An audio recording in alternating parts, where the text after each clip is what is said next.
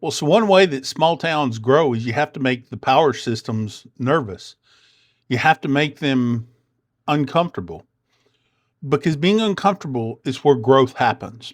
I've grown up in a small town, lived in small towns most of my life, and upward mobility is something that small towns really struggle with. And part of the reason that I think that we struggle with this upward mobility is because we're loyal to the systems. And usually, by systems that are in place, usually what we're talking about is people, groups of people, little organizations, little cliques. Maybe they run the hardware store. Maybe they run the bank. Maybe they set a board of trustees of different things. These are not systems, these are people. And these are people who build systems. And oftentimes, this kills upward mobility in the small community. But people are starting to realize this, and people are starting to change. You see, change in rural communities means that we've often said this for years. There just need to be a few more funerals. That means you have to wait until these people die off.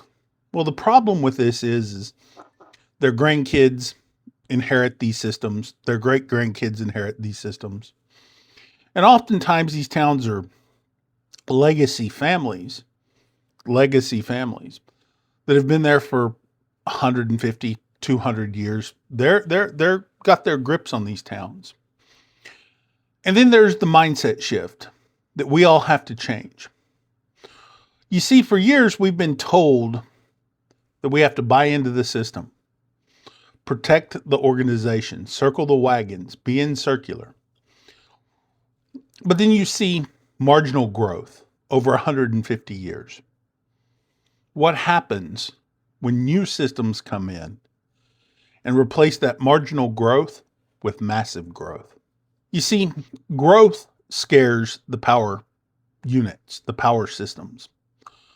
Growth intimidates them.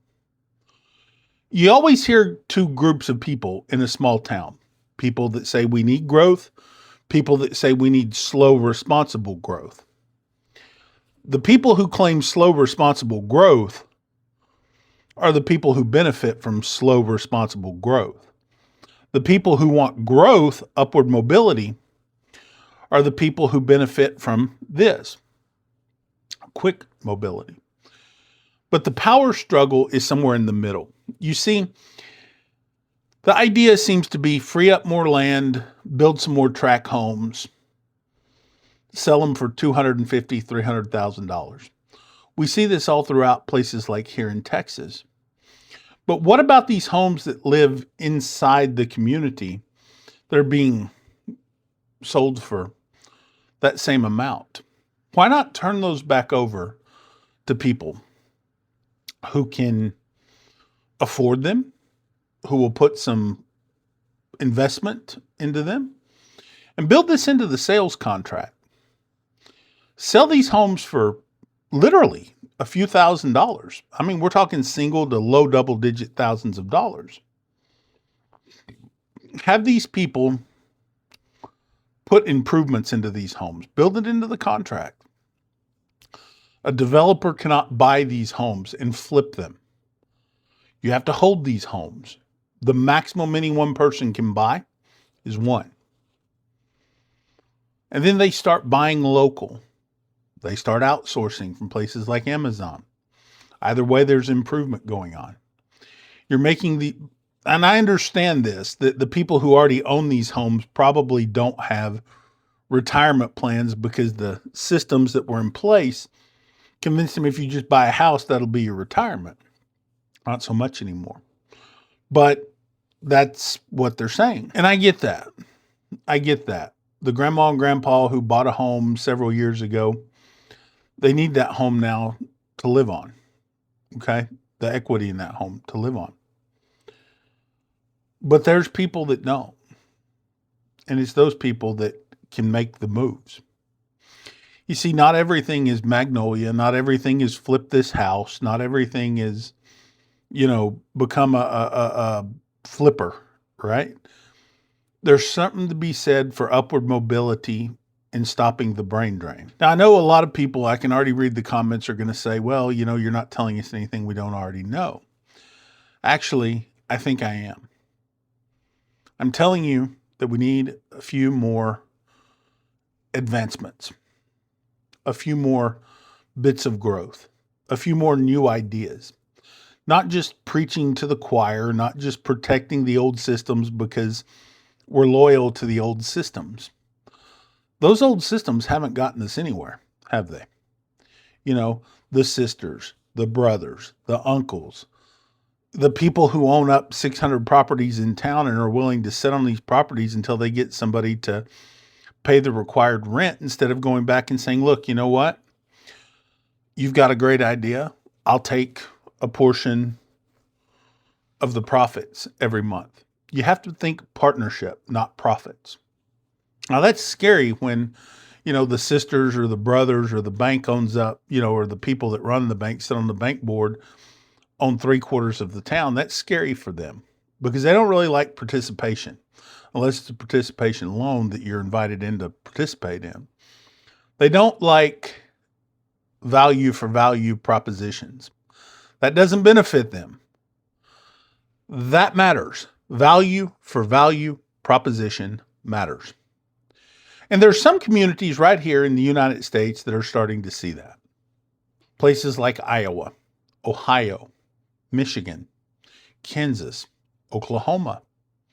They're starting to see the real benefit of value for value proposition, enforcing these old guard, these old systems out of the way.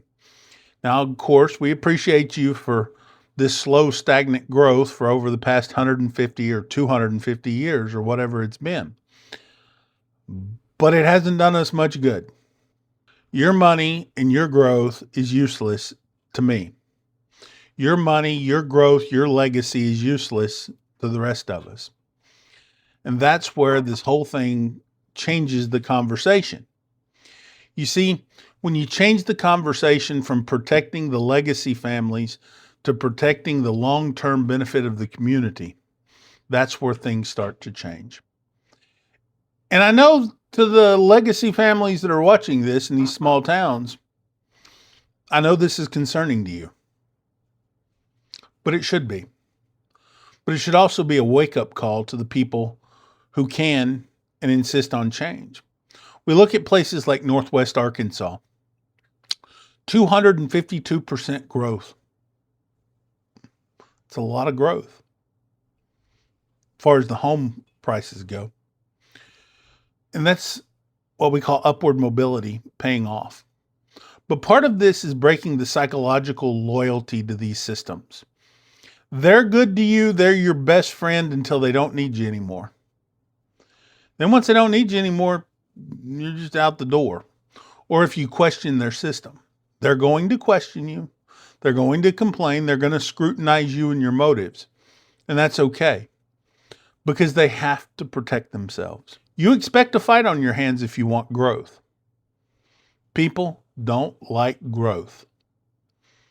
People love growth.